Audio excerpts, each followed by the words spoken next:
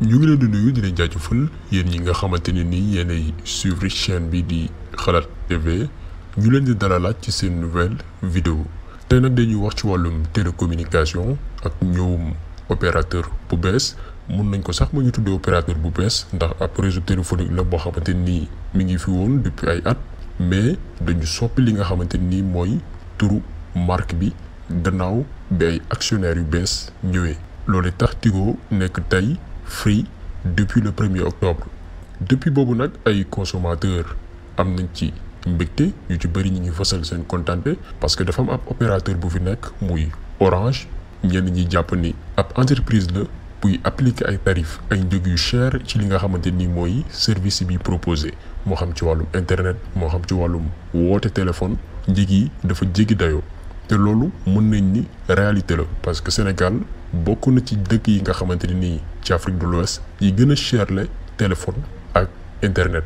lan moo tax parce que Orange moo fi ne monopoliser li nga xamante ni mooy marché télécommunication bi am fi doole raw yeneen opérateurs yi tax muy def lu ko neex ci kaw consommateurs yi loolu fee bu am la looloo tax ñëw opérateur bii di Free nekk benn genre soulagement pour ñenn ci consommateurs sénégalais yi mais tamit loolu du tee ñu def ñu itam suñu jàngat ci ñëw boobe opérateur ak seen propriétaire yu bees wax ci ñen ñoo ne ci ginnaaw réseau bu bees boobu noonu expliquer mbir yi naka lañ ko nasee ba ne mu yegsee fii tey lan mooy avantage yu réseau bii di Free Sénégal pour consommateurs yi lan moo nar a nekk ay inconvénients ci ñoom est-ce que dinañ am possibilité concurrence anteeg Orange bi nga xamante ni jamono ji moo détenir part de marché bi gën a mag ci wàllum télécommunication fii ci Sénégal buñ ci noppee ñu wax ci loolu lépp Sénégal ci boppam lan la ciy gagné loolu lépp daan ci indi ay tontu ci vidéo bi nii comme ni ñu amee habitude di ko def ci sujet yi nga xamante ni dafa laal nekkunu Sénégalais yi parce que du ñu yem rek ci coow li wala information bi ni ñu ko joxee mais dañuy dem seet li làkku ci ginnaaw information bi pour leeralal ko doomi aadama yi nga xam ne ñoo ñuy suivre bu gën a leer seen bopp. Free Sénégal nag ki ko lancé di benn homme d'affaires bu bàyyi ko réewum France ñu koy woowee ci turu Xavier Niel moom mooy fondateur u groupe de télécommunication bu mag bu tuddi Iliad bu nekk France ab groupe la buy fournir service internet ak service de téléphonie moom Xavier Niel sax mooy copropriétaire journal français bii di Le Monde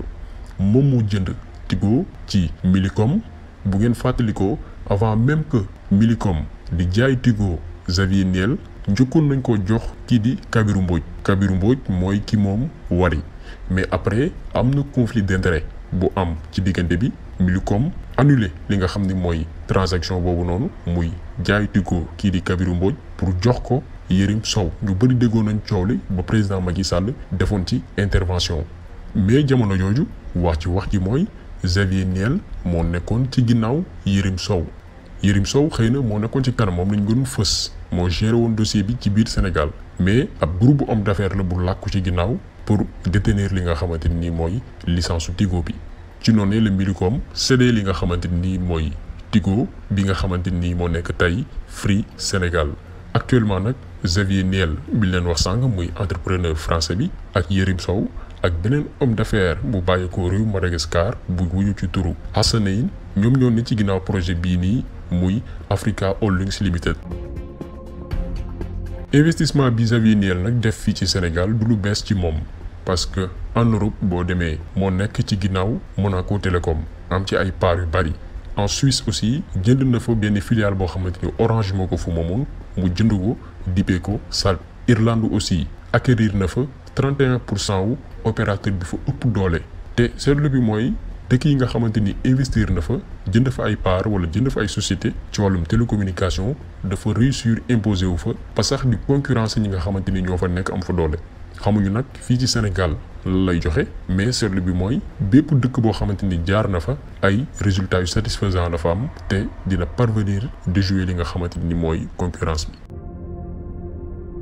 léegi nag dañuy ñëw ci avantage yu opérateur bu bees bii di Free Sénégal premier avantage bi nag mooy xëy na qualité réseau bi rawatina nag connexion internet bi parce que le 5 décembre 2018 Tigo dafa am licence 4G même licence boobu noonu le Free Sénégal di exploité donc pour consommateurs yi mën nañ ni avantage la parce que dinañ mën di connecté wu ci débit bu am solo ci bépp plateforme moo xam ci réseaux sociaux yi moo xam ci site de streaming yi wala ci site de téléchargement yi. donc ci côté boobu noonu amuñu lu ñuy ñeewee Orange parce que dinañ offrir même qualité bi. deuxième avantage yu Free Sénégal mooy seen tarifu service yi moo xam téléphone wala internet parce que bi ñu lancé seen projet bu bees bi ñun def nañ ay gëstu ci offre yi nga xamante ni moom la ñuy proposé te gis nañ ni moo gën a yomb fop Orange yi muy proposé moo xam ci wàllum prix moo xam ci wàllu volume connexion bi moo xam ci durée appel téléphonique yi. par exemple boo jëlee mun nga def 1000 francs am 30 minutes d'appel pendant 30 jours am 2 giga connexion internet ba pare accéder WhatsApp gratuitement diiru fanweeri fan.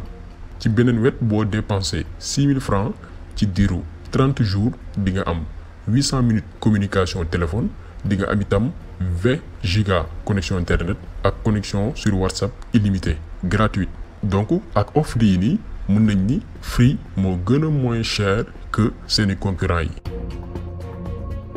léegi nag lan mooy point négatif yi ci réseau bi nga xam ne mooy Free Sénégal en tout cas ñun li ñu jàpp mooy xëy na problème mu adaptation parce que ku wax changement wu marque maanaam soppi sa marque wax li nga xamante ni mooy adaptation wu ci biir marché bi loolu ñiy def marketing communication ñooñu ko gën a xam fop d'abord li njëkk mooy ci wàllum internet maanaam internautes yi nga xamante ni tey ñoo doon suivre Tigo ci réseaux sociaux yi dañuy adapté wu par rapport ak nouvelle marque bi te bu weesoo loolu tamit day am ay changement ci moteur de recherche yi nga xamante ni forcément seen audience dina fa wàññeeku trop ak changement wu marque bi moo xam Google moo xam Bing moo xam Yahoo.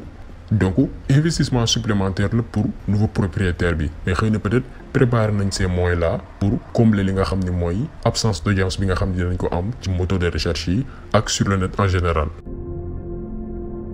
beneen mbir bi mooy c'est pas la première fois du bu njëkk Tigo di soppi li nga xamante ni mooy seen tur en 1998 ñu ngi tuddoon Sentel en 99 bi ñu lancé seen offre commerciale yi Tigo tudd Hello en novembre 2005 ñu soppi tur bi ci la nag entreprise bi tudd Tigo ak même stratégie bi nga xamante ni moom lañ utiliser ci bi ñuy lancé marque Free bi muy li ñuy woowee teasing booy xool même stratégie de communication la woon ak bi ñuy soppi tur bi di ko tuddee Tigo mais seetlu bi mooy saa ñu musaan def ay coppite Orange chaque fois mooy nekk ci kanam benn yoon lu Tigo nekk ci kanamu Orange ci marché de la télécommunication fii ci Sénégal mooy mars 2014 jamono jooju Tigo moo yoroon 40% wu part de marché ci kanamu Orange ak Expresso mais seetlu na ni après période boobu noonu surtout en juin 2014 Orange daf leen dépassé te boobu ba léegi Tigo mënul dab Orange te lan moo tax Orange di leen dépassé chaque fois mooy xëy na peut-être qualité réseau bi parce que am na ay zones yoo xamante ne nii Orange couverture bi moo gën a baax bu Tigo loolee tax même bu dee ni Orange dañuy am ay consommateurs yoo xamante ni dañuy mer kontaan duñ ci service yi leen di jox yi leen Orange di jagleel duñu mën a quitter Orange parce que xëy na qualité bi moo gën donc yaakaar nañ ni propriétaires yu bees yi nga xam ne ñoo moom Free Sénégal dinañ xalaat qualité réseau bi maanaam xool naka la ñuy couvrir bépp gox ci biir réew mi moo xam service téléphonique bi moo xam connexion internet bi lépp jaar yoon pour que consommateur bi fépp fu mu mën a nekk ci biir réew mi mën a def ay appel mën a accéder li nga xamante ni mooy internet te du am benn jafe-jafe xëy na peut-être instant bi nii loolu moo war a nekk seen principal défi pour mën a concurrencer Orange. léegi nag ñun dañuy ñëw en tant que sénégalais ci lu ñu intéressé ci mbir bi mooy suñu souveraineté ci wàllum télécommunication parce que bii dañuy analyser en tant que sénégalais en tant que patriote parce que dëgg la sénégalais ñu ci bari apprécier nañ ñëw Free Sénégal di critiquer Orange mais dëgg bi mooy la réalité ñaari entreprise yëpp ay entreprise française lañ ay doomi France ñoo ko moom même bu dee ni am na ci ay sénégalais yu ci nekk actionnaire mais amuñ ci ay parts yu am solo duñu ay actionnaire majoritaire donc li ñu mën a retenir ci mbir bi mooy France mooy wëy di teg loxo ci li nga xamante ni nii mooy suñu wàllum télécommunication tey ak nekkinu Orange ak Free ci biir Sénégal mooy France am na possibilité détenir une bonne base de données ci bépp sénégalais boo xamante ni yaa ngi connecté wu ci internet wala di def ay téléphone wala di envoyer ay SMS bépp activité booy def France am na possibilité accéder ci li nga xamante ni mooy yooyee base de données yooyu noonu moo xam ñun ñii di wax ak yéen moo xam yéen ñii di suivre moo xam ñi nga xam ne ñoo ñu jiite tey loolu lépp ay information la ay renseignements yoo xamante ni lépp France mën na ci accéder facilement parce que ay entreprises am ñoo détenir li nga xamante ni bokk na ci li gën a am solo ci réew muy connexion internet ak li nga xamante ni mooy wàllum jokkalante muy téléphone. donc en matière de télécommunication ñun suñu réew moomul boppam tey France bu bëggee internet ak appel yi bañ a fonctionner biir Sénégal France mën na ko def suba wala léegi nii mën na ko def parce que seeni entreprise ñoo monopoliser marché bi mën nañ saa yu leen neexee saboter câble yi nga xam ne mooy fonctionner loo réseau yi. par exemple ëllëg bu ñu amee problème ak France tey Macky Sall xuloog Emmanuel Macron bu leen neexee suba benn sénégalais du connecté wu internet benn sénégalais du def appel du recevoir appel te loolu sénégalais yu bëri xamuñu ko. parce que entreprise yuy fournir internet ak téléphone service mobile ci biir réew mi ñun suñu réew yi moomuñu ko beneen réew moo koy alimenter mooy installer câble yi mooy détenir information yi moo koy utiliser ci nu mu ko neexee. moo tax ñun suñu réew yi rawatina suñu président yi France tee leen ci put xoj leen ñemewuñu def loo xamante ni neexul réewu France parce que France ñoom fële la ñuy toog seen biir réew di contrôler li nga xam ne moo xew biir Sénégal. tey France li ñu am ci information biir Sénégal Macky Sall ak service de renseignement yi xamuñu ko ñoom ñooy contrôler appel téléphonique yi ñoom ñooy contrôler connexion internet bi seeni doomi réew ñi nga xam ne ñoo ne ci l'armée bi ñu ngi ci biir réew mi ak seeni base am nañ ay renseignements généraux yi nga xam ne ñooy infiltrer fépp foo xamante ni endroit stratégique la ci biir réew mi ñoom ñoo fa ne. moo tax ñun dañuy tiit bu ñuy dégg ay entreprises étrangères di fi ñëw rawatina nag ñiy intervenir ci wàllum télécommunication.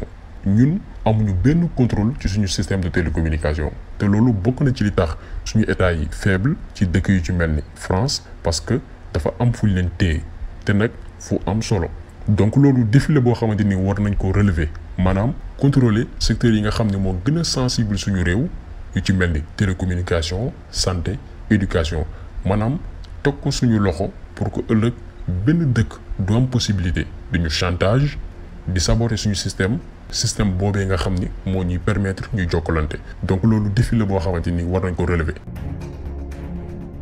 donc jàngat bi tey loolu la woon dëgg la am na consommateurs yu kontaan ci service yi nga xamante ni Free Sénégal mi ngi koy proposé mais tamit nañu bàyyi xel analyser ak xel xool lan mooy njeexital yi ñun suñu réew exactement lan lañ ciy gagné suñu wàllum sécurité base de données yi nga xamante ne nii suñuy activité ci internet bi ci wàllum téléphone ñi ngi koy def fan la jëm ñan ñoo ko détenir loolu lépp France moo ne ci ginnaaw ñoo ko détenir donc loolu lépp lu mat a bàyyi xel la donc ñu ngi leen di gërëm di leen jaajëfal di leen jox dig daje beneen yoon ak beneen vidéo yaa ngeen jëf.